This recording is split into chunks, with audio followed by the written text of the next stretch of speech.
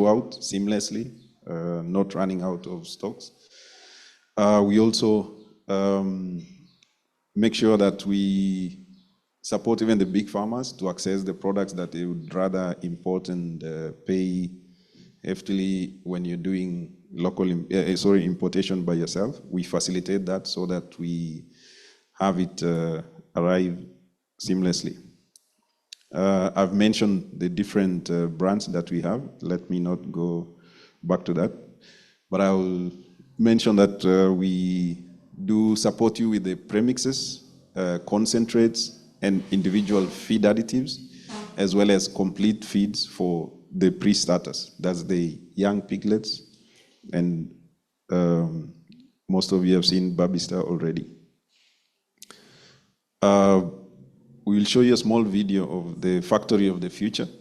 We've been lucky to be recognized twice as a winner of the Factory of the Future Award. That was in 2015 and in 2021.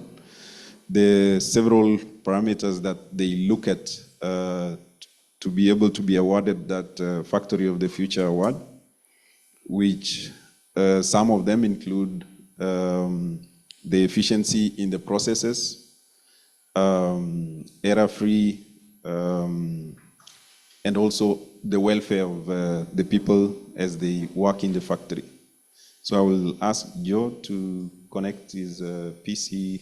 Then we see a small video of the Factory of the Future as he prepares to kick off the first presentation of the day. Thank you.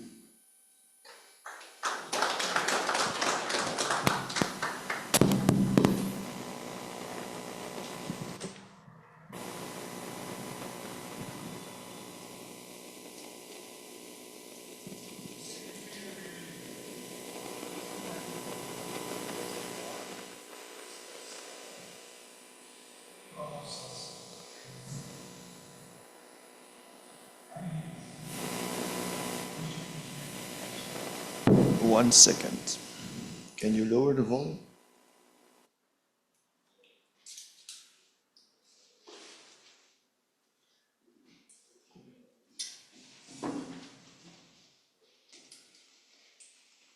It's my great pleasure to tell you. Can you?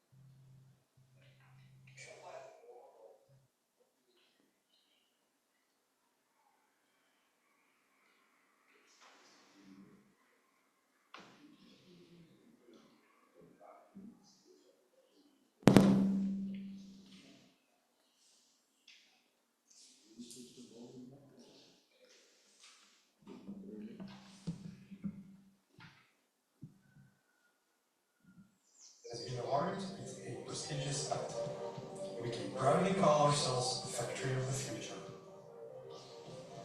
My name is Dimitri Vago, Project Engineer Automation at the Royal Agri-Food Plants. It is my great pleasure to tell you a bit more about one of the several reasons why the Factory of the Future journey selected us again to be one of their leaders. This reason is the transformation of our plant into a high-tech digital factory. When we were expanding and rethinking our production facilities, we were very aware of the fact that we were doing this in Industry 4.0 era.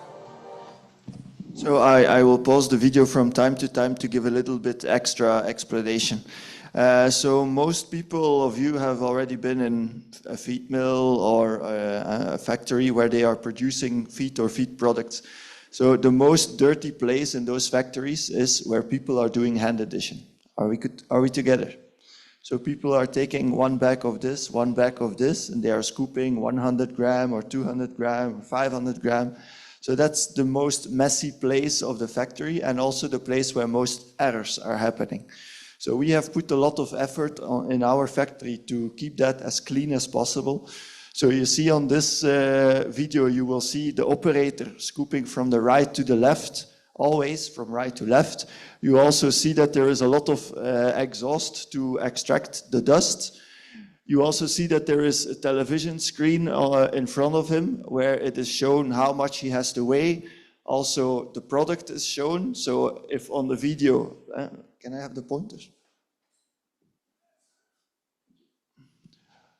So on the video you see here, this is a picture of the product that he is weighing. So if there is a picture of a white powder and all of a sudden he sees a yellow or a red powder, he knows immediately something is not right and he will not continue the process.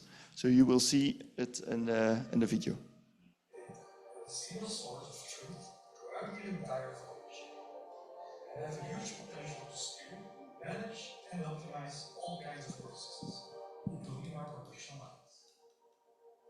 Keep in mind that the challenges we are facing are not small. Guaranteeing top quality, meeting specific customer requirements, turning out large volumes quickly, but keeping small volumes affordable too. Raising the bar on all these domains involves intelligent production systems that run into state-of-the-art facilities. This is the only way to maintain an agile, future-proof business that delivers products with a high added value. In fact, the entire redesign of our production environment was a digital project to begin with. The whole setup was conceived in a high-tech 3D replica of the factory. This gave us the opportunity to simulate, test, evaluate and fine-tune every single part of the process before building it. The digital backbone of the factory also includes an unseen level of integration with the company's ERP and MES systems and a very advanced track and trace solution. By integrating every source of digital information on materials, processes and logistics, our teams managed to connect all the dots in the production line. From quality control data on incoming raw materials, over automated stock management and replenishments up to dosage algorithms, every step in the production process is monitored, automated where possible and visualized on the workfloor. Smartly positioned dashboards and screens support our staff from operator to quality manager and give them the ability to perform with the utmost precision. While human know-how remains an asset, the room for human error is reduced to practically zero. It goes without saying that this ambitious digitalization project has been realized with strict data security protocols in place. Multi-layered software architecture and advanced firewalls guarantee the safety and confidentiality of our renewed digital workflow.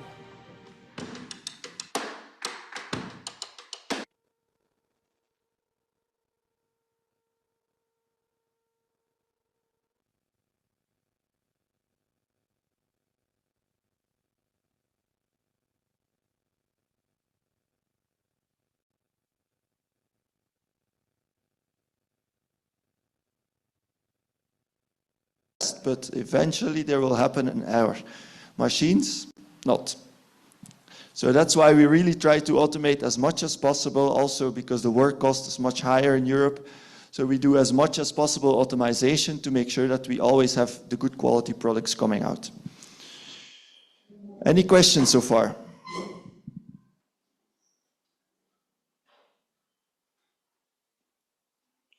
Can this one work or?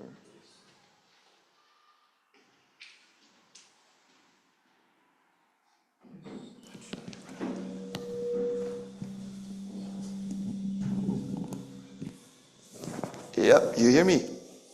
Okay. Going to roll up my sleeves because now we start the work. So what are we going to talk about today? Basic principles of pig feeding. So everybody here in the room is evolved with pig farming.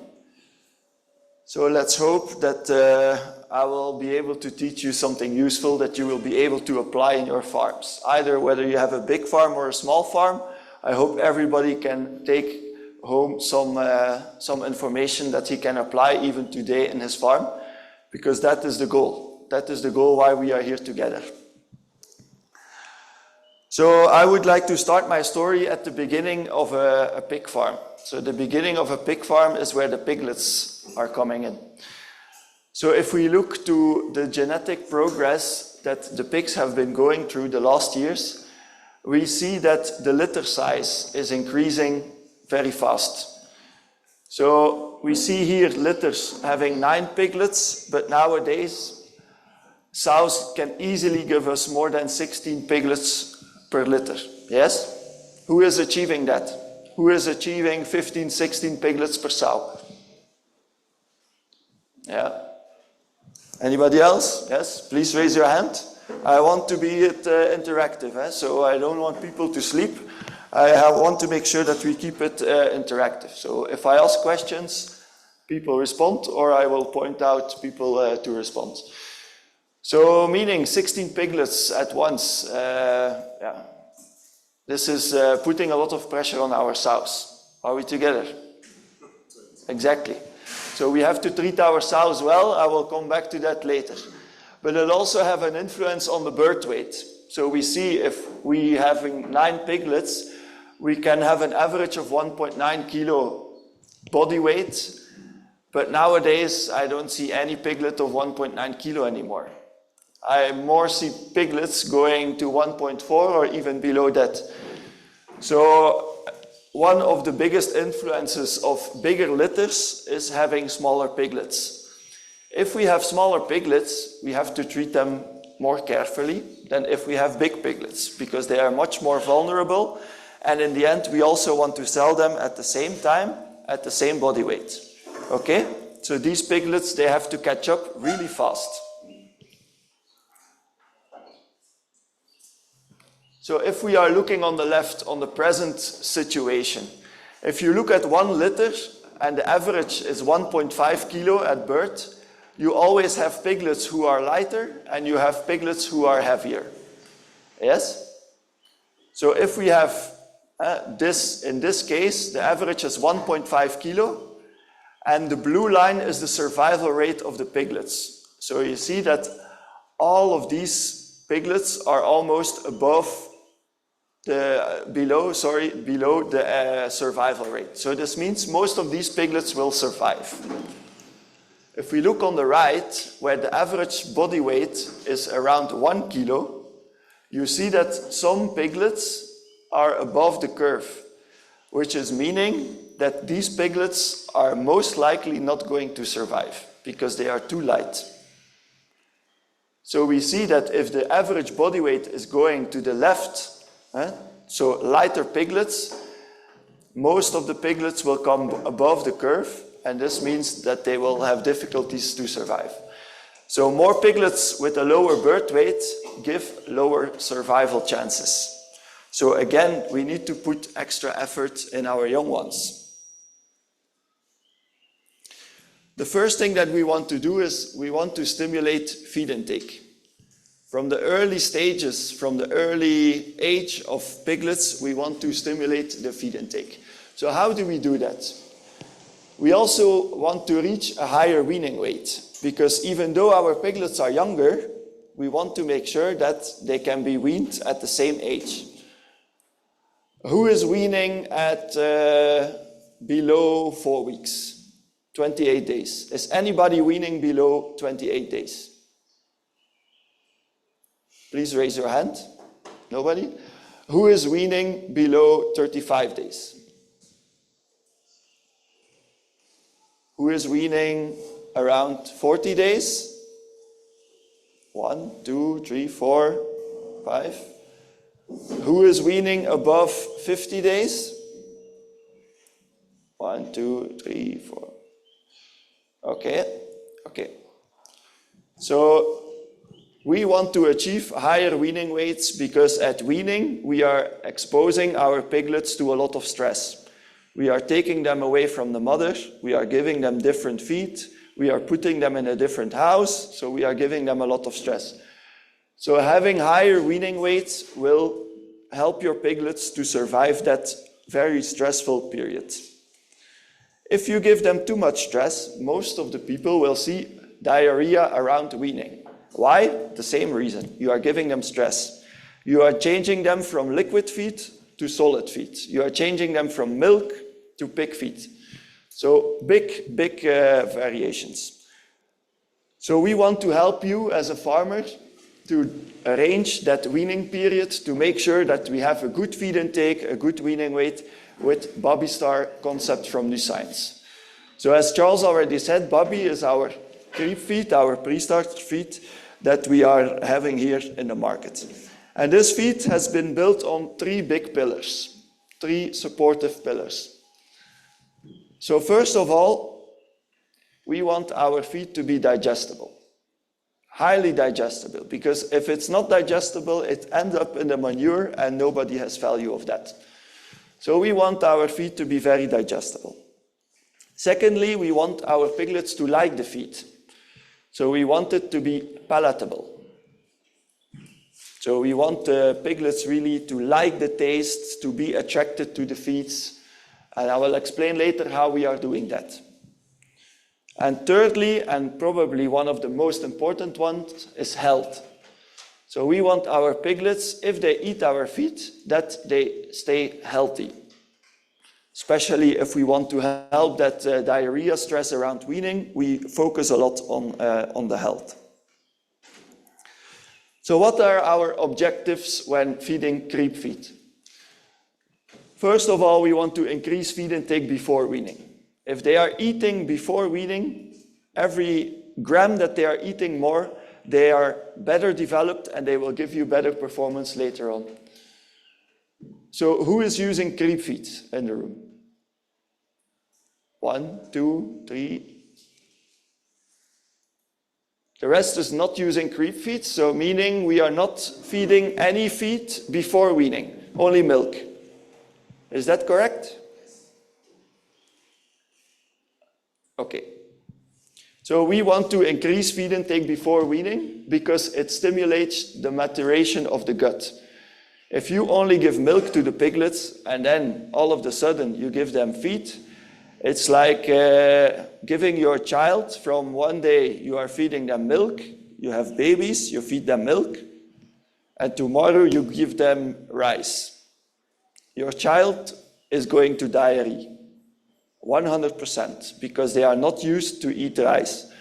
So you have to stimulate feed intake because of gut maturation. How do we raise our children? So one day we give them milk, tomorrow we give them a plate of ugali, or what are we doing? Or do we start with small quantities? Here you taste this, that. They start to like the taste. Okay, tomorrow you get a little bit more. That's how we train our children to eat. It's the same with piglets. You have to stimulate them. So the second objective is that we want to prepare our piglet, who is suckling the milk today. We have to prepare it for weaning, to have a smooth weaning process, so avoiding diarrhea. And we also want to supply extra energy and nutrients to achieve our main goal, heavier piglets. So gut maturation, smooth weaning process, no diarrhea is giving us heavier piglets. Supply of extra energy and nutrients is giving us heavier piglets. Heavier piglets are giving us heavier pigs at the end. Are we together? Okay. So I spoke about gut maturation. Same in children. We want to achieve a good gut maturation, that they are used to digest feed. If we look here, this is a picture, very zoomed in, of the gut of, so the intestines of a piglet.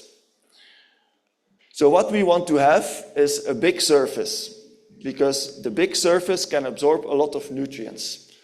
And a big surface is created by, we call villi. It's like finger-like structures.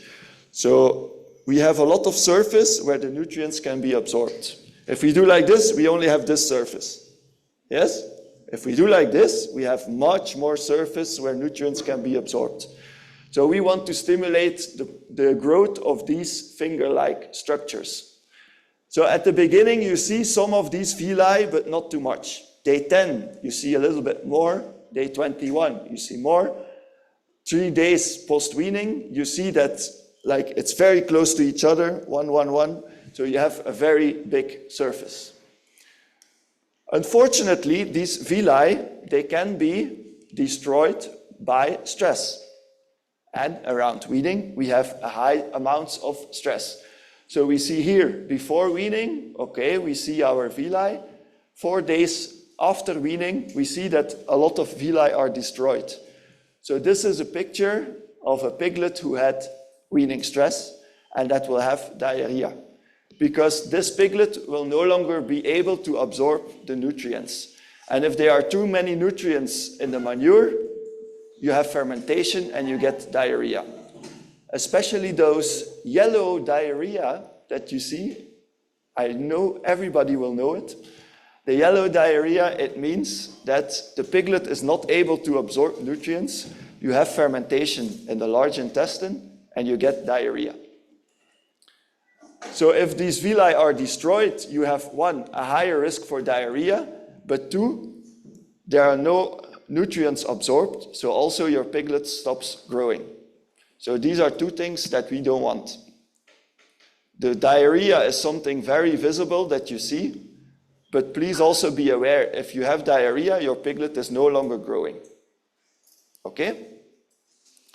So to support that stage, we really need a special feed to support our piglet.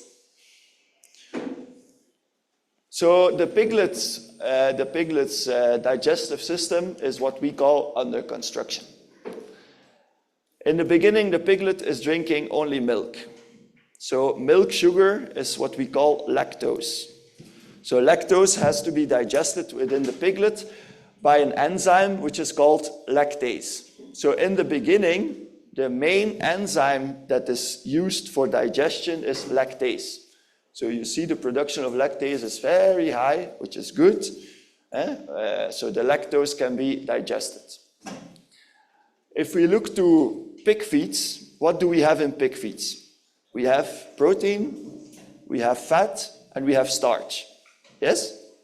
We don't have lactose anymore because we don't put milk in our pig feeds. Okay? So to digest protein, we need an enzyme called protease. To digest starch, we need an enzyme which is called amylase. And to digest fat, we need an enzyme which is called lipase. So when we shift our piglets from milk to pig feed, we want those enzymes to be highly present to help the piglet to digest the feed. But you see, around weaning, the levels of these enzymes are still very low. Why? Because the piglet has never had any pig feed. It only had milk. So lactase is high, the other enzymes are low. So we start giving our piglet pig feeds, but it cannot digest it. So that's why this is a very critical period. You see, after weaning, the enzyme production is going up very fast to a level where it is sufficient. And of course, we stop giving milk to our piglet, so the use of lactase is going down. So enzymatic activity to digest solid feed is low before around weaning. So again, we need special feeds around that period. Now I want to discuss something which is called the weaning dip. I am sure all of us here in the room, you have small piglets and you have big piglets. Yes? Are we together? The big piglets, they are strong. You have your sow lying down and you have maybe 14 teats available. In the front of the udder, the milk, there is always more milk than in the back of the udder. Are we together? So these piglets, these big piglets, they always go to drink in the front. Yes? So they get more milk than the small ones. So they even become bigger. Yes? So most of the milk is going to those big piglets. Okay? So they are used to drink milk. Day 50. The farmer gets into the barn and he takes all the piglets and he's very happy because he has big piglets. Yes, I have big piglets. Oh, I'm going to wean them. So I take them away. I put them here without the sow and I'm going to give them pig feeds. So they are looking for the sow. Where is the sow? Where is the milk? I don't find any milk. Okay. What is this? Biscuits. Okay, I don't eat biscuits. I only drink milk. So they don't eat anymore because they cannot find milk. So these big piglets, who were very strong, they lose weight. And you as a farmer say, hey, what's happening here? My piglets are not eating anymore. Of course not, because you did not make them used to eat before you took them away from the sow. And that's when you get a weaning dip. So meaning the strong piglets, they lose weight. So bigger piglets, they fight for a good position at the beginning of the udder. They get a lot of milk and they don't look for alternatives. So even if you put creep feed with the sow, they will not look for it. Their belly is full of milk. They don't look for alternatives. So when you wean these piglets, they are not used to eat creep feed or pre-starter, and they will have a bigger weaning dip. Are we together?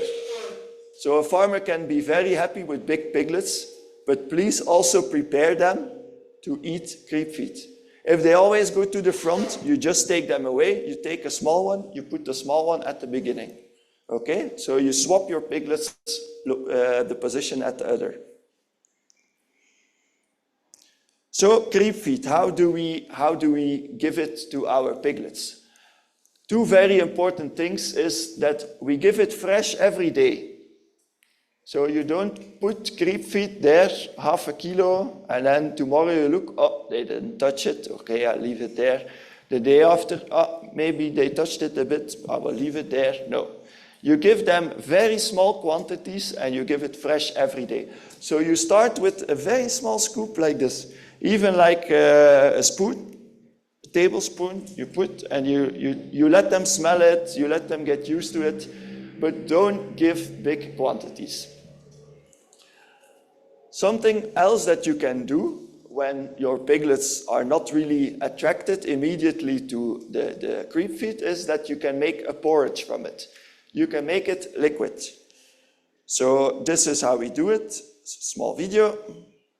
So you have creep feed in the bucket, you add some water, and you just make a porridge. You whisk it.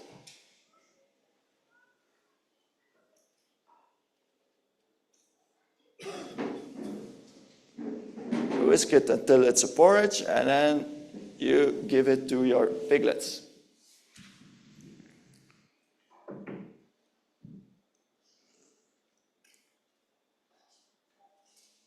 And you see immediately they are attracted to it and they will start eating it.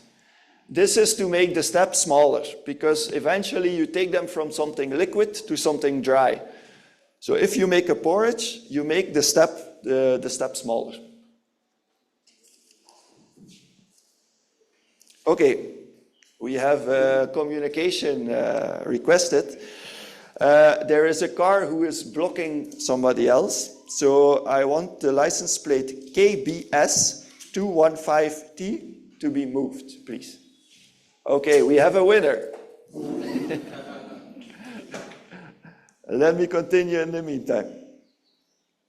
So a tip for when your piglets are not immediately attracted to the creep feed, you can make it a porridge. So my question to you, does it make sense to feed creep feed before weaning? And now I want to hear a big what? Yes. A big yes, exactly. So now a little bit about the product. So I told you before, I want to make sure that they are eating it. So I want to stimulate feed intake. And I also want to protect and develop the intestinal tract. Two big pillars. So how are we stimulating feed intake? So if we look to our creep feed, we are using extruded cereals of human food quality. We are adding very tasteful and digestible protein sources. We are using the most tasteful lactose sources. Lactose, the milk sugar that the piglets are very used to. So we have to add that in the creep feed as well. And we are also adding some sweet and sour taste profile. So please don't ask me the question, are we adding candy? No, we are not adding candy, but we are adding taste like aromas and taste things that are attracted to the piglets. As a protection, we are adding a synergistic combination of nuisance additives to protect the piglet gut. So we want to protect the gut as well in the beginning as in the end to make sure that we don't have diarrhea. So now I want to explain a little bit the transition from milk to pig feed. Okay, so we start with sow milk. If we look to the chemical composition of sow milk, you see that it's very high in fat. It has 37% of fat, which is extremely high. Who knows, everybody drinks cow milk, yes? How much fat has cow milk? Sorry? 3.3, 4% of fat, cow milk. So sow milk, almost tenfold, okay? So very high in energy. Lactose and sugars, so lactose is the milk sugar which is present.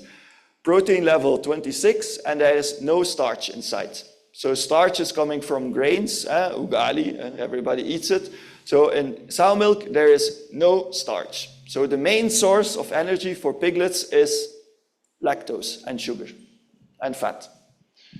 If we look to pig feed, on the other hand, we have a fat percentage of 5%. So coming from maize, coming from sunflower cake, so quite a limited amount of fat. We almost have no lactose and sugars. We have about 16% crude protein, and the main energy source with 43% is starch. So that's what I say, if today you are drinking milk and tomorrow you are going to eat ugali, you are going to have diarrhea because your intestinal system is not used to that shift. So what we want to do with creep feeds is that we put feeds in between. So as you see, Baby Star Safe, fat 9%.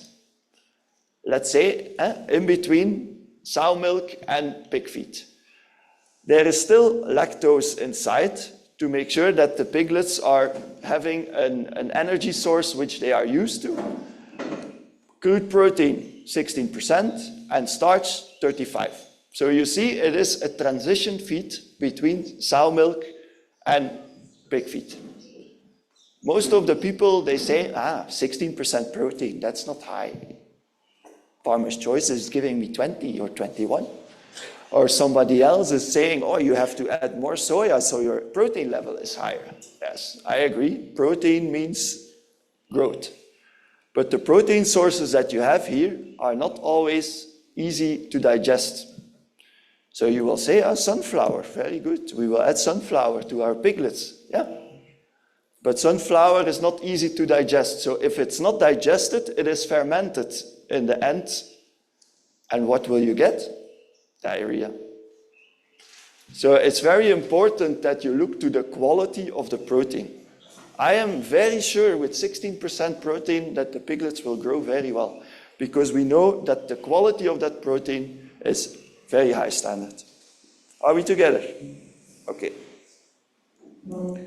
So again, a small summary on how to apply. And I want you to look at this picture and tell me what is wrong. Because this guy, he made a big mistake.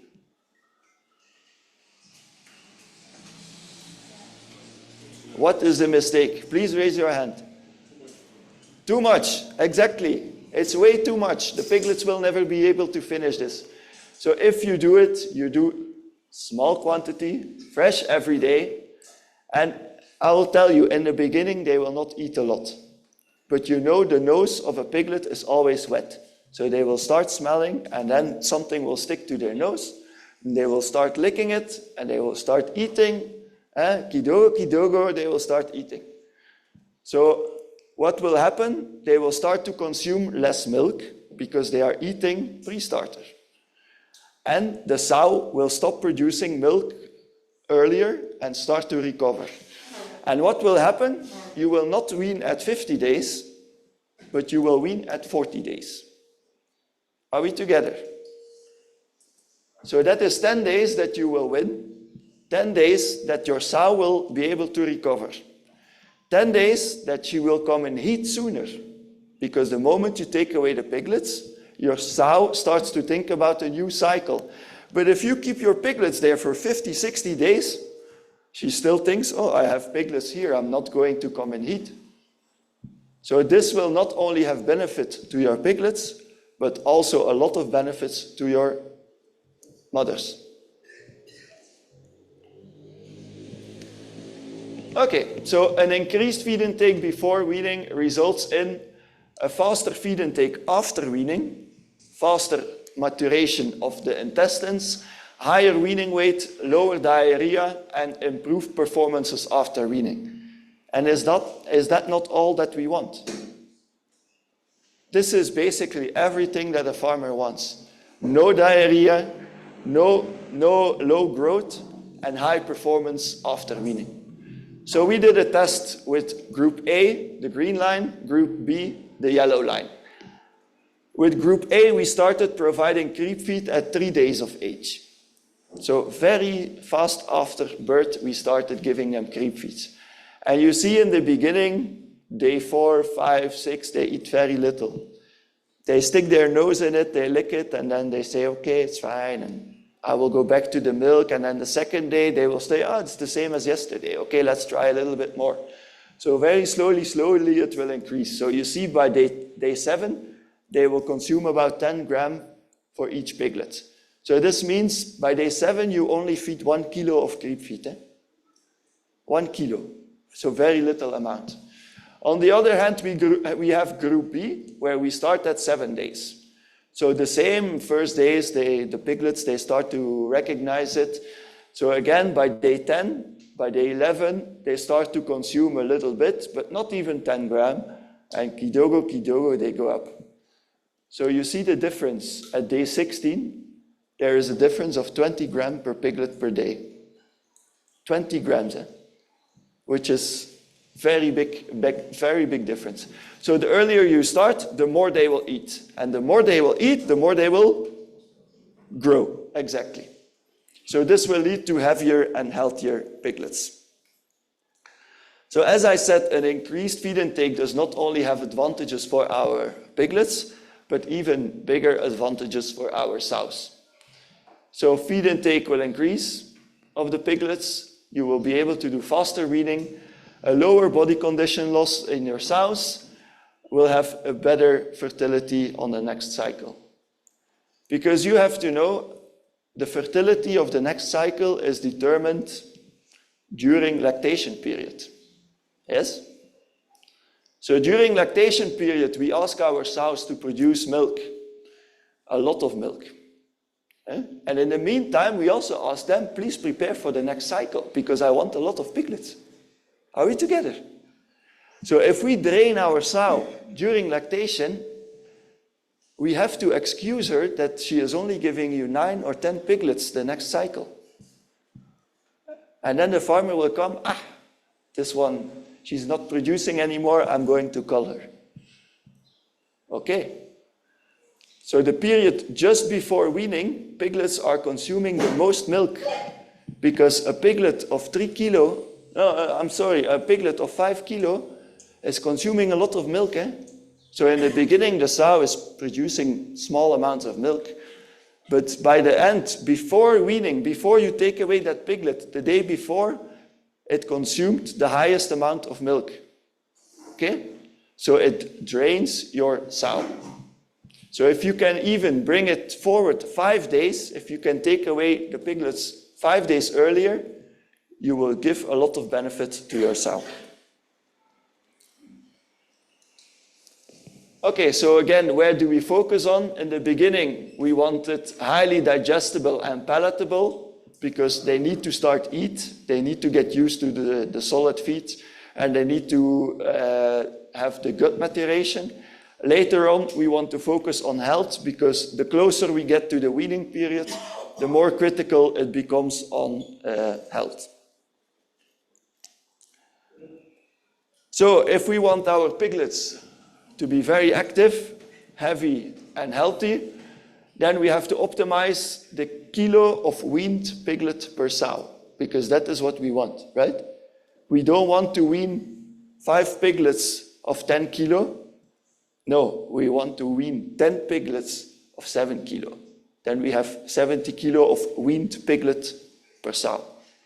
So we have to do that by increasing the feed intake, increasing weaning weights. We want to decrease the weaning dip, so our piglets have to be able to eat creep feed before you take them away, and we want to minimize diarrhea.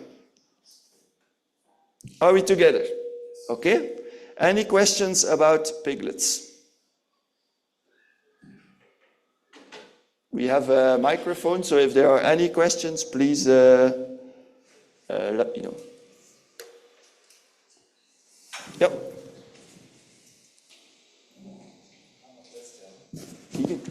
Keegan, how much time do we have? In the event of... Only. Then I have to stop. You know, I can talk about pigs the whole day. You guys have time? Oh, okay. I have a question. In the event of maybe death of the sow, or the sow is not a good mother, maybe it's not nursing the piglets well, can you give the baby feed only, the crib feed only? Having a mother is 2 things. It's having the feed, but it's also hormonal. So you can, because from 3 days onwards, you can start feeding this. But then you have to make sure that they are eating it. So in case of that of the sow, yes, you can do it with that feed. Yeah. Okay. Any other questions? Yeah, one more there. I wonder, you have shown us charts that show differences in intake. Different what? Differences in intake. Yeah. If you start weaning early. Yeah. But you have charts that show differences in growth. This one. Yes. Yeah. Do you have, what is the difference in growth for the piglets that are weaned, that are introduced to this, vis-a-vis the ones that just go with the normal way? So then, a different question. You say our protein, we put more protein here, but they're less digestible. What protein do you use for your formula? We use protein coming from milk, for example, whey protein. We use further processed soya protein. So as you know, in soya, you mainly use soybean meal here. But in soybean meal, there are still some, we call it anti-nutritional factors, which are, the piglets are very sensitive to that. So we use soya, which is further processed than soybean meal, which is also higher in protein. So we talk about 50% protein instead of 46. So those are the digestible protein sources that we are using. And your other question is, so this means a difference in feed intake of 20 grams. So imagine that a piglet has a feed conversion ratio of, let's say, 0.5. So meaning for the 20 grams, that will be around 10 grams of growth per day, which is a very big difference. See?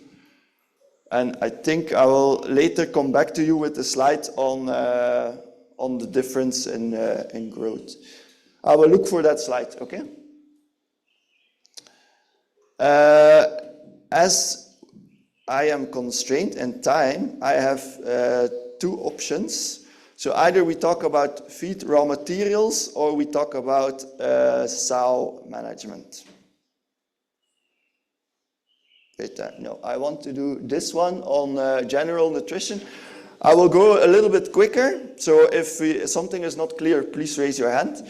And then we can still do like general nutrition, digestion, and something about sows. Is that okay? Yeah. All right. So now this one is called Basic Principles of Pig Nutrition. Okay, so why are we feeding our pigs? So our pigs, first of all, they have to survive, right? Because if they die, okay, we are losing. So first of all, we want to feed them for maintenance. Body temperature, blood circulation, respiration, similar to humans. So we also eat a little bit too much, but we eat mainly for maintenance. Next to that, in young pigs, they need to grow, so they need to develop bones, organs, and muscle, because muscle and fat, that's what we are selling. Our sows, we are feeding them a little bit different than our growing pigs, because they also reproduce. So we have to make sure that the reproduction organ is good, and eventually, when they had piglets, they also need to produce milk. Finally, we are also feeding them for activity, but okay. So how do pigs digest feed? So we have three main parts where the digestion is taking place. So the feed goes in here. I hope everybody knows that the feed does not go in here, but the feed goes in here. Are we together? Yeah, okay. This is also where the digestion starts. So when the pigs are eating, they produce what? Saliva. So saliva already has enzymes to start the digestion. The first big part of the digestion is taking place in the stomach. So the stomach is here. So this is, by the way, very similar to what happens in our body. So pigs are very close to, the digestive system eventually is very close to humans. Luckily, the look is different. So in the stomach, we have what we call pre-digestion. So we have a very low pH in the stomach. So the stomach pH is very similar to Coca-Cola. Coca-Cola has a pH of 3, but they put a lot of sugar. That's why we don't notice. But the pH of Coca-Cola is very similar to the pH of our stomach. The feed there stays there about for 1 hour. Okay? So there is pre-digestion with what we call HCl and pepsin, which are very, very strong acids. So that is basically where the first protein digestion is taking place. Then the feed is going to the small intestine, and it stays there for about 4 hours. So you see the small intestine is very, very, very long. If I would lay it here flat, then probably it crosses the whole, it's about 10 meters long, the small intestine of an adult pig. What we have in the small intestine is enzymatic digestion and nutrient absorption. So enzymatic digestion is what we discussed before with amylase, protease, and lipase. So we are basically digesting the three main components: protein, starch, and fat. Nutrient absorption is what I also explained with the structures. So the small intestine of a pig also looks like this. So you have a big surface where all the nutrients can be absorbed. And this is basically the link between the intestine and the bloodstream. Okay? Then later on, we have the large intestine. I also already mentioned the large intestine. So there it's what we have fermentation. So we want to make sure that most of the nutrients are absorbed here, so they don't form a source of fermentation. In the large intestine also, water is retained and minerals are absorbed. And then it stays there for about 35 to 45 minutes before being excreted in the manure. So how do pigs digest feed? With enzymes, that's what we already mentioned. So I mentioned in the mouth, we have amylase. So the starch digestion, it starts immediately in the mouth. Immediately when the pig starts eating, the starch digestion takes place. So in the stomach, we have pepsin. Then the main, let's say, enzyme producer in your body is the pancreas. So there it produces amylases, trypsin, chymotrypsin, elastase, and lipase. So please, the two to remember are amylase and lipase. And then in the small intestine, you also still have some enzyme production. And this is all to help the animal to digest the feed. So where are the nutrients going to? So first of all, we need nutrients for energy, because our pig needs energy for maintenance, movement, etc. So this is what we call energy as the fuel for the metabolism. And we also want our pigs to grow. So we need the building blocks, fat, protein, minerals, and water, the building blocks for growth and eventually also milk production. So what are we feeding our piglets? Pig feeds, of course, but pig feeds are constituted from, if we look to the energy sources, we have carbohydrates, we have fat, and we have also protein. So in carbohydrates, we have sugar and starch and fiber. Okay, so sugars and starch are very high in energy. This is also what we are eating ourselves. We eat starch in form of ugali, and we eat sugars with our tea. Yes? So this is the energy sources that we are eating to be able to get through the day. So sugars, it also stimulates feed intake, because children, if you put a little bit of sugar in their yogurt, they will really like it. So sugar is stimulating feed intake, and starch is just a very highly efficient energy source. So we also have fiber, but fiber is more a low and slow energy source, and it limits feed intake because it gives you a full feeling. So if you eat brown rice, you will eat less than if you eat white rice. Okay? Then we also have fat. So fat is also very high in energy, also highly efficient. And then we have protein. Protein, it's not really considered as an energy source, but it also gives you moderate energy. And it is a rather inefficient energy source. Okay? So which nutrient can give you building blocks? That's mainly protein, fat, and then the minerals. So now we will deep dive, what is protein? So protein is a building block for all tissues. So we need protein for everything. For our muscles, skin, blood, milk. Also to produce those enzymes, we need protein. And protein can only be formed out of protein.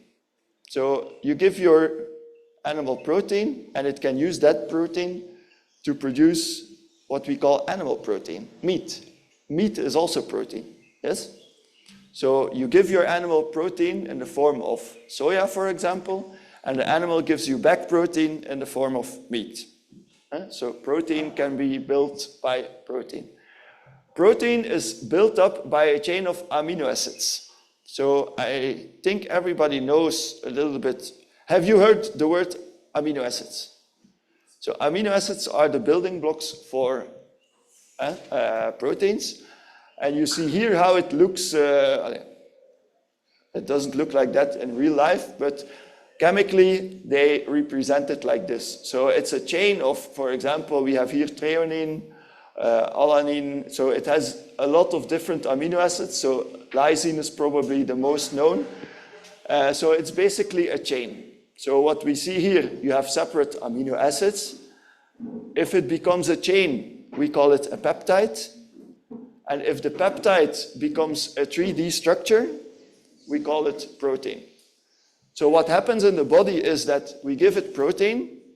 Because of the digestion in the stomach, it becomes a peptide because of the pepsine. You see the similarity in names. So because of the enzyme pepsine, it becomes a peptide, and then later on it becomes amino acids, and amino acids can be absorbed by the body.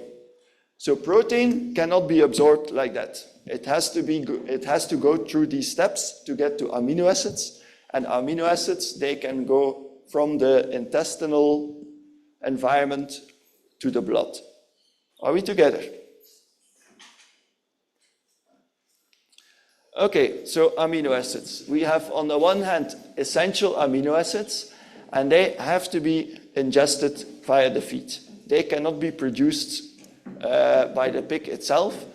And then we also have non-essential amino acids, and they can be made out of the essential ones by the animal itself. So you see here, lysine, methionine, threonine are the three most known and also the three most important in animal feeds. So these are also then the ones that we are adding synthetically in the concentrates and the premixes to make sure that the animal gets sufficient levels of those amino acids. So I just want to go through these four because they are the four most important. So lysine is the most limiting one and the most known one. So it's the main amino acids for muscle and milk. It is relatively low present in the local raw materials. So the main source for lysine is soya. Because even if you bring your protein from wheat bran or from sunflower, that one has low amounts of lysine. So then still you will have to add it separately. And lysine is also the first limiting amino acid. So I will come back to that later. So methionine is very important for maintenance and also for the epithelial tissue. So that's a very difficult word for the intestinal skin. So for the inside of the intestine. It's also important for immunity. Then we have threonine is important for the gut function and the gut health. So let's say the intestinal function and the intestinal health. And then tryptophan is a regulator of feed intake and also a tranquilizer. So tryptophan is also necessary to keep your pigs calm. So I mentioned that lysine is most of the time the limiting amino acid. So I really want you to pay a lot of attention now because what I'm going to tell is very important. So what we see here is a barrel of water, yes, with different boards. And the boards are represented by amino acids, yes? So we see that the lowest board is representing lysine, yes? The level of the water in your barrel is representing the amount of growth that we have in our piglet. So we want our growth to be as high as possible, so we want the barrel to be completely full. But what will happen if we add more water in this barrel, in this specific barrel? It will pour out. Why? Because lysine is limiting. So what we are doing is, lysine is what we call the limiting amino acid. The second limiting amino acid is threonine, yes? And then the third one. So in order to synthesize protein, all amino acids should be present at the same time. So what we are doing by adding higher levels of amino acids, we are increasing the level of lysine, okay? What will happen? The level of water will increase. So meaning your growth will increase. If your lysine is here, we will also have to add threonine. So we will have to add lysine and threonine to the same level, and then your water can even go higher. Imagine in this case, we are adding a lot of lysine to this level. What will happen? The water will pour out at threonine. So if you put a lot of lysine in your feed, it doesn't make sense. You have to look which amino acids are limiting and gradually all elevate them to the same level. That's when you will have optimal growth at optimal cost, because lysine is costing money, so we don't want to add too much lysine.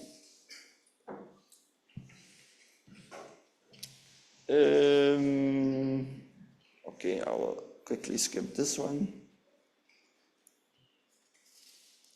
So this is also related to the protein digestion that the protein sources that we discussed before. So if we look to a pig of 3.5 weeks, the protein digestibility of different raw materials is what we show here. So the protein from soybean meal can be digested for 71%, which is okay, but there are better alternatives. If we look to milk protein, 93%. If we look to potato protein, 87%. Okay, so when in young piglets, it's better to use milk protein than soybean meal. That's what I mentioned by having a very high protein content, but only coming from soya or sunflower, or you see, if it's not digestible, they will not be able to cope with it. On the other hand, a pig of 5.5 weeks, it can digest soya already for 87%. So in 2 weeks, it's a very big difference. And this is exactly why you have to stimulate that enzyme production as fast as possible. Young piglets, they need different protein sources than older piglets and sows. So the same goes for fat digestion. It's exactly the same. So here a short thing about the fiber. So fiber is regulating the feed intake. It also stimulates the stomach to work, so to digest. And it's a slow energy source. So there is a production of short-chain fatty acids in the large intestine. Fiber can also be very useful in sows, because if we feed our sows the same feed as we are using our fattening pigs, what will happen? They will become very fat. And a fat sow is not giving you a lot of piglets. So we want our sow to be fed in high quantities. So we really want to stimulate the feed intake, but we want the feed to be low in density. Yes? If we put a feed low in density, we add a lot of fiber. Because during gestation, we don't want her to become too fat. But during lactation, we are feeding her 5, 6, 7 kilos of feed every day. So we don't want her to get used to not eating. We want her to get used to eat a lot, but in low density in gestation, high density in lactation to support the milk production. So fiber can be a very useful thing for that. So examples, wheat bran, sunflower cake. It can also have a decreased diarrhea incidence. So yeah, it stimulates the feed intake and daily gain. Okay, macro minerals, calcium, phosphorus, sodium. Let me just go a little bit quicker because I really want to present that one. That's the last one. After that, we can stop. I want to focus a little bit on the sow nutrition now. So what do we want from our sows? We want them to produce a high amount of piglets, healthy piglets, to produce enough milk for all her piglets, to recover fast after lactation, so we can inseminate her again. And also we want our sow to live long, because in the end, a sow is an investment for 8 months. You put in your money there, you don't get anything in return, and only after 8 months it starts giving you money back. Yes? So we want to make sure that that investment of the 8 months is spread over the longest period of time. If you have a sow that only lives for 2 years, then you invested 8 months and you only got 1 year back.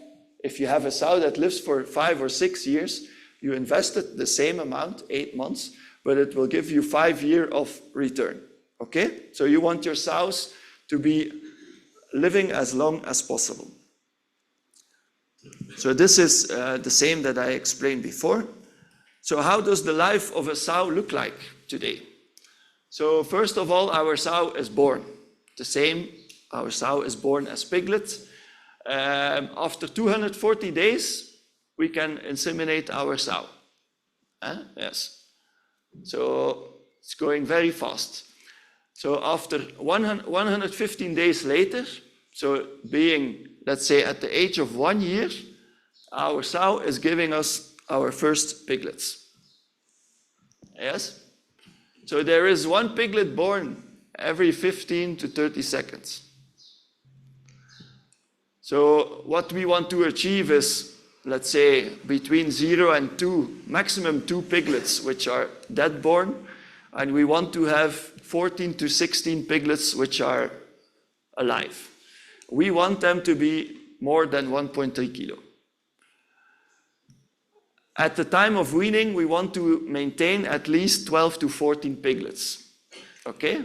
So after 28 days, we want to wean them between 5 to 8 kilos. And then 4 or 5 days later, we are going back. Insemination, farrowing, and this is the cycle then that we are keeping for the rest of its life. So can you imagine that? After 1 year giving birth and then going through the rest of your life, the same cycle, producing piglets. What I want to say is that we are asking a lot of them, okay? And this can have an influence on the health. So first of all, it can have a variation in birth weight. It can give weak and underdeveloped piglets, low birth weight, mortality, and this is on the piglet side. But also on the sow side, it can give you bad performance, it can give you lameness, it can give you shoulder ulcers, and these are all things that increase the sow removal. So what I want to say is that we ask a lot from ourselves, so we have to give them something back. We have to treat them well, we have to take care of them. So how do we determine that a sow is in good condition? So from the outside, these animals, they might look the same, but on the inside, they don't look the same. So which sow would you like? The left one or the right one? So everybody who likes the right one, please raise your hand. We are talking about sows. Who wants the left one? Why is that? We are not selling our sows for meat. We want them to reproduce, to produce piglets. And what do they need? They need fat. Because we are asking them to produce piglets, but also to raise them. To produce milk, they are losing body condition. Body condition, in this case, will be fat.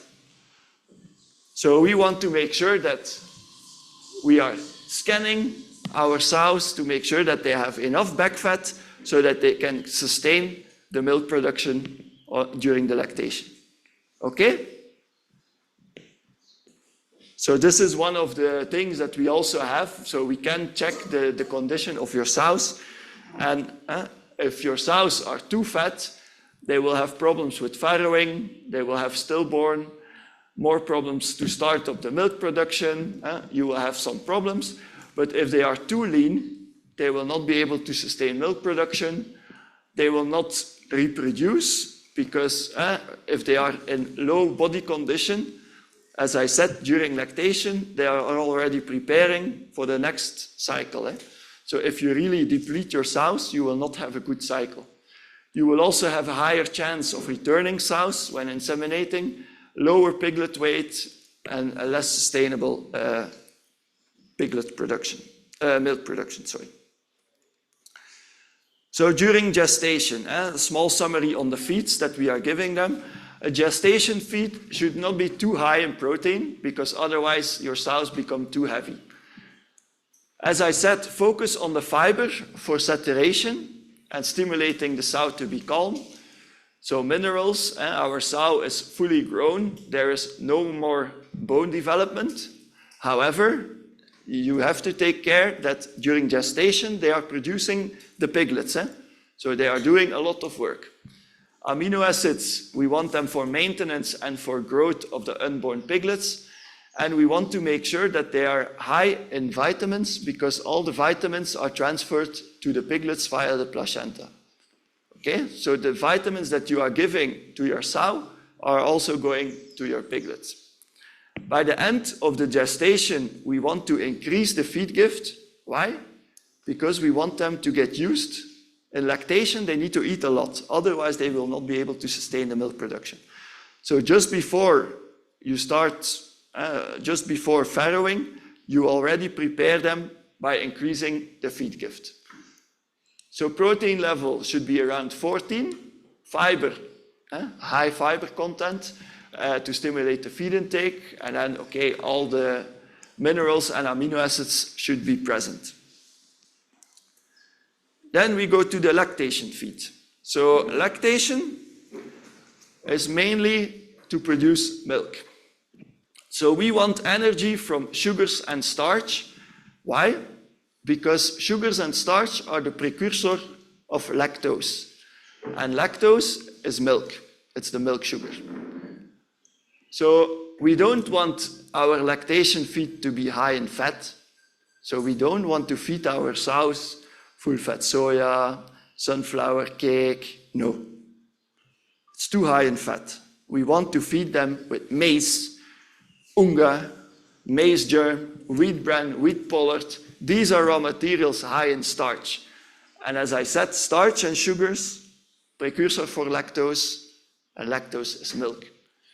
We also want to increase a bit the protein and calcium for the milk production, because milk, as I said, is high in protein and high in calcium. And we want to feed them enough protein and amino acids for milk production and recovery, because they are already preparing for the next cycle. So we also want to have a high level of vitamin D3 to have a good calcium and phosphorus metabolism. So you see the protein increased from 14 to 16, crude fiber went down to make sure that they can eat enough, calcium increased, and also the amino acids, they increased. What are the main reasons for culling of sows? Reproduction, productivity, basically the same. 50% of the sows is being culled because they are not producing. But if you don't take care of them during lactation, they will not produce. So if you take care of them during lactation, they will live longer.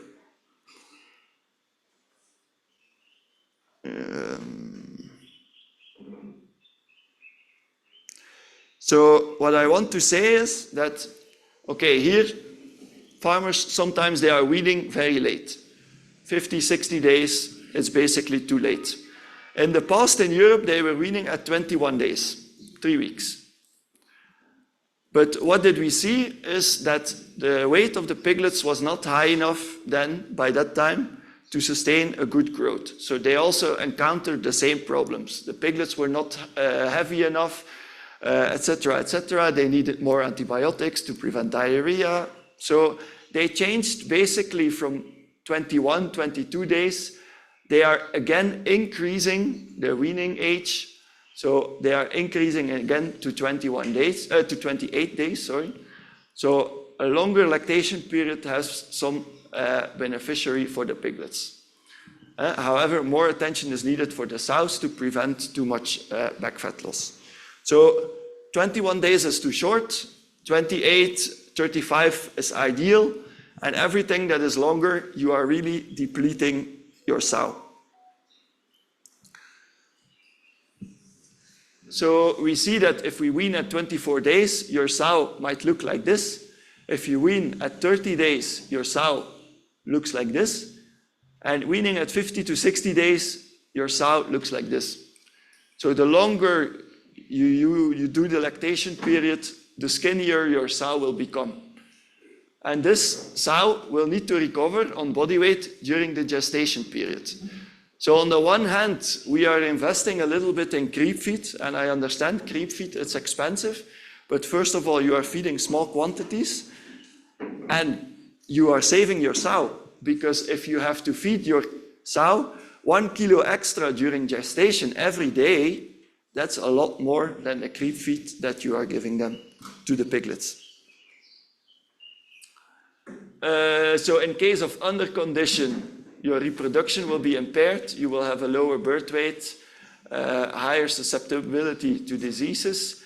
Overcondition, okay, you will have higher feed costs, of course, farrowing problems, and pre-weaning mortality will be increased. So high productive sows, they deserve the attention. Sow milk production, that ranges from 400 ml to 2000, so 2 liters. And peak production is around 3 weeks after farrowing, and then gradually it declines. So that is where the weaning is coming from. So weaning at 3 weeks, you actually have reached the peak of the milk production in the sows. I will just continue. I guess Dominic will explain this. Yeah, okay. So that was my story about the sows. In case of any questions, you can always reach out and we can also discuss face-to-face. And of course, there will be more of these trainings coming, so then we can keep another subject for another time. Okay? Thank you so much. I hope most of it was clear. And if you have any questions, please raise your hand. Yeah, one in the back.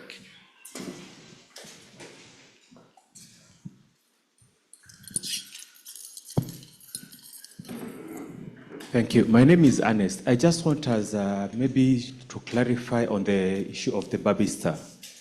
Most of us are farmers. We're here to save money. Kirui has been trying to encourage us to introduce the creep feed in our animals. But unlike in chicken, where he's very specific on the grammage, for the first time I've heard about the grammage for piglets here. So maybe you can emphasize on that, so that my fellow farmers can be sure of what they're doing when introducing the creep feeds. How much grammage per piglet? As much as possible. So it's not specific to... You have to feed it ad libitum. What we advise is 1 bag for 1 liter. So in 1 bag there is 25 kilo. If you have a litter of, let's say, 12 piglets, 13 piglets, each piglet will eat 2 kilos of creep before you change to a starter feed. Okay, thank you. But the more, the better. The more they will gain before weaning, the more they will weigh at the end of your fattening period. So maybe in addition to that, because usually some farmers insist that they want to see how, on page 4 of the booklet that we have here, there is the weekly feeding schedule, which maybe we shall discuss later. The second table shows the weekly feeding schedule, feed quantity. So we've tried to break down how Babista will be consumed between week 1 up to week 5. So 0.07, for example, is 700 grams, giving 70 grams, 70, yep. Giving a total of 2 kg at the end of it all. But usually we advise for you to transition to starter by week 4. So week 4, you're blending creep and starter feed before weaning. Yeah. Any other question? Before we go for break, I know tea is outside here. Thank you very much. We have learned quite a lot. And I was trying to keep up writing and also listening. My question is, are we going to have that material available to us in soft copy? Sure. Yeah, we are going to send on soft copy. I hope the numbers you left there are on WhatsApp. Yeah, so that we will share afterwards to the WhatsApp numbers. We will add you to the group, so we have WhatsApp groups where we are sharing information about the products and also about specific topics. From time to time, we are deep diving in, for example, fiber in sows. We are writing small articles, and that's all what we are sharing in the WhatsApp groups. Also stock availability, and we can also share the soft copy of this presentation. So maybe just another thing also on the Babista safe. When you are introducing at first, sometimes the piglets refuse to eat, so you can mix with some warm water, some little warm water to make it like porridge. But make sure you give it fresh every day, because especially if you make a porridge out of it and you keep it for 2-3 days, it's not going to end well. This is a video of how you make a porridge.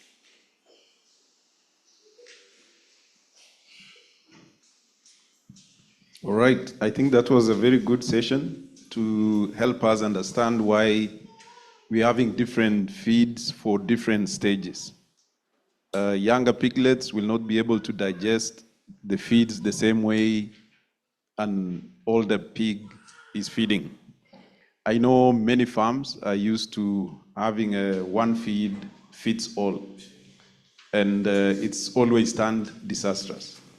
So we really wanted to emphasize that so that you know when Kirui is explaining to you what feed to use at what stage, you understand the reasoning behind why we advise phase feeding. Piglets differently, grower differently, finisher differently, a sow that's on gestation feed differently. The one that's lactating needs to be fed differently. That came out very clear. For me personally, and I'm absolutely not judging, but one of the strangest things in Kenya in the pig industry is that there is a feed which is called sow and weaner. If you think about it, I really still don't understand who invented it and why we are working with it. Because feeding a mother and a child the same, in my head, it doesn't work.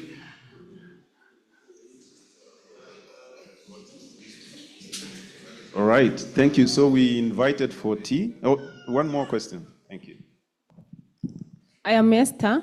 Can you kindly elaborate further concerning to the diarrhea immediately after weaning, please? And also, how can we control the stillbirth? Because we find some sows have a lot of stillbirth.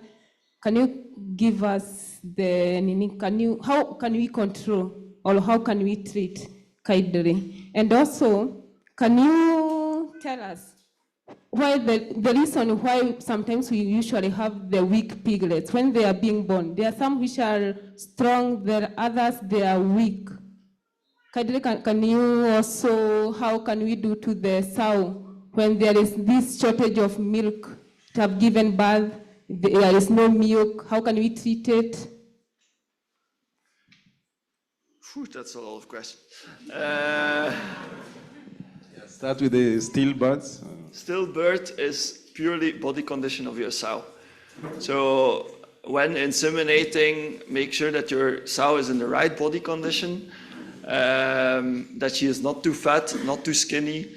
But this basically starts with the previous lactation.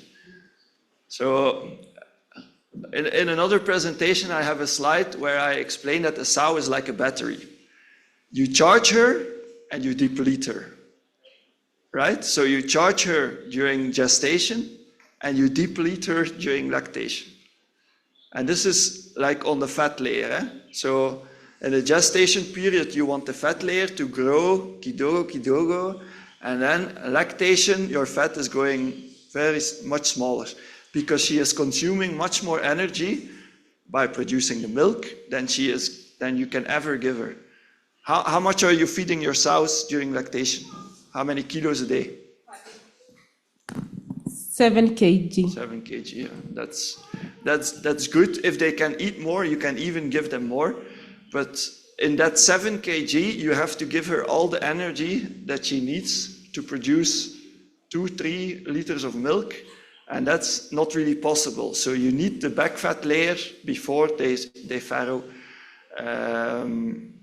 To avoid stillbirth and also to make sure that they have enough milk production. So the second was weaklings, the weak piglets when they're being born. Is also the same. So it's really body condition score of your sows. If you deplete your sow too much during the previous lactation, because the follicles, so the eggs where the piglets are formed from, are formed during lactation period. I don't know why nature did it, but it is like this. So during the most stressful period of their life, they are preparing for the next cycle. And that's where there is a problem. Yeah. The other one was diarrhea. Talk more about post-weaning. Is it post-weaning diarrhea or during weaning?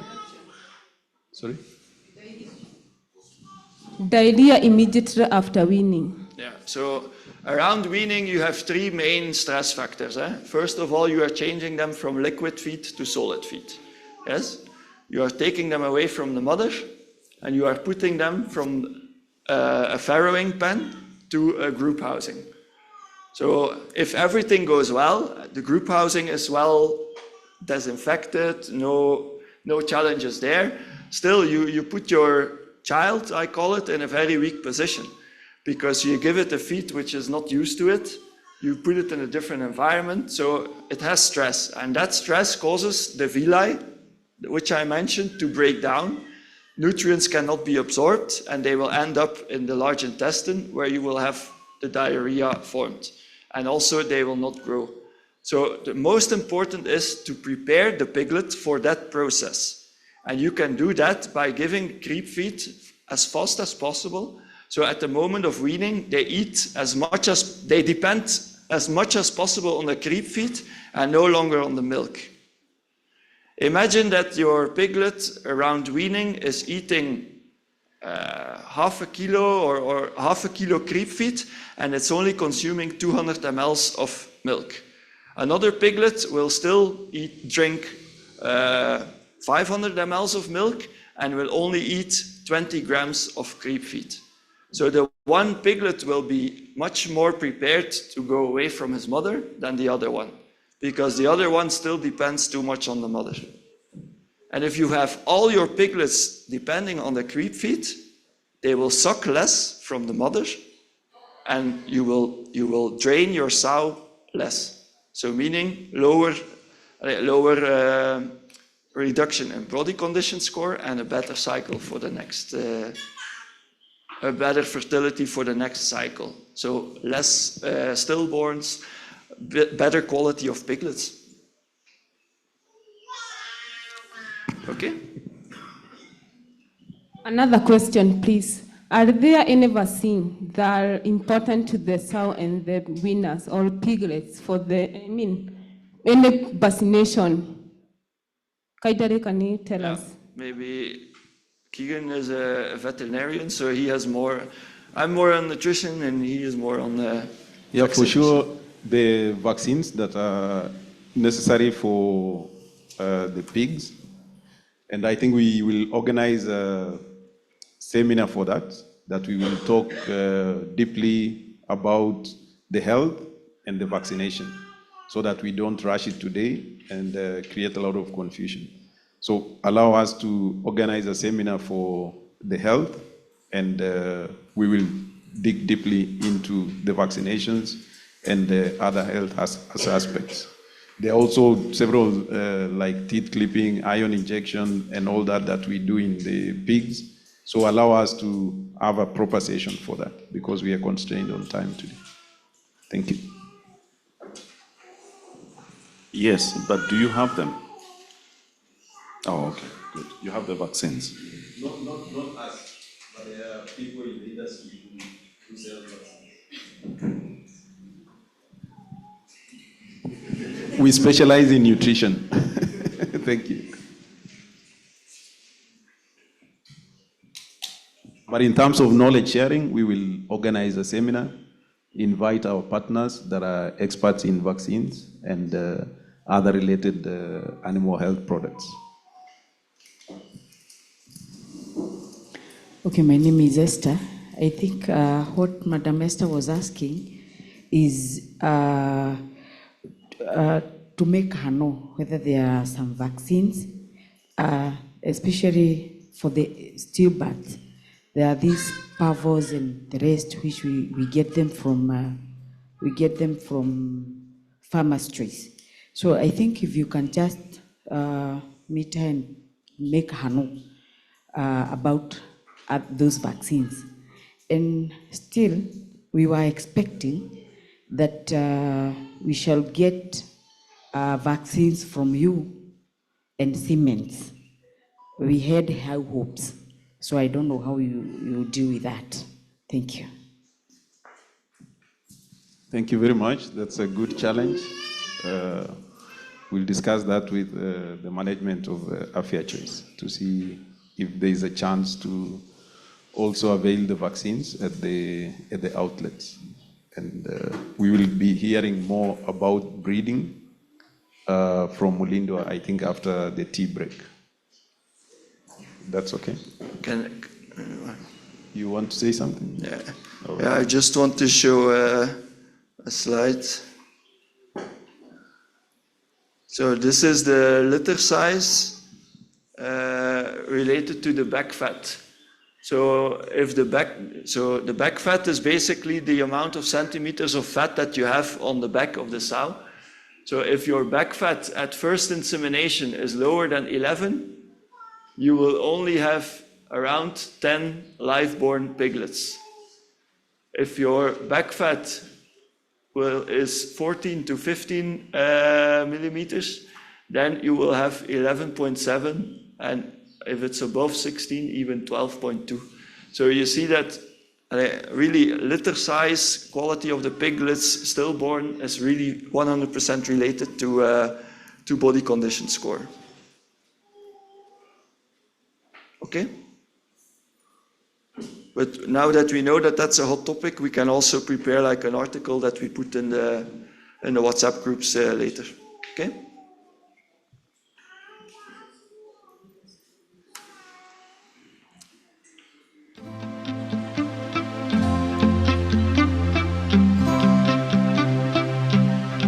So I think we invited for tea outside so that we'll be back in time for the next presentation. Karibuni.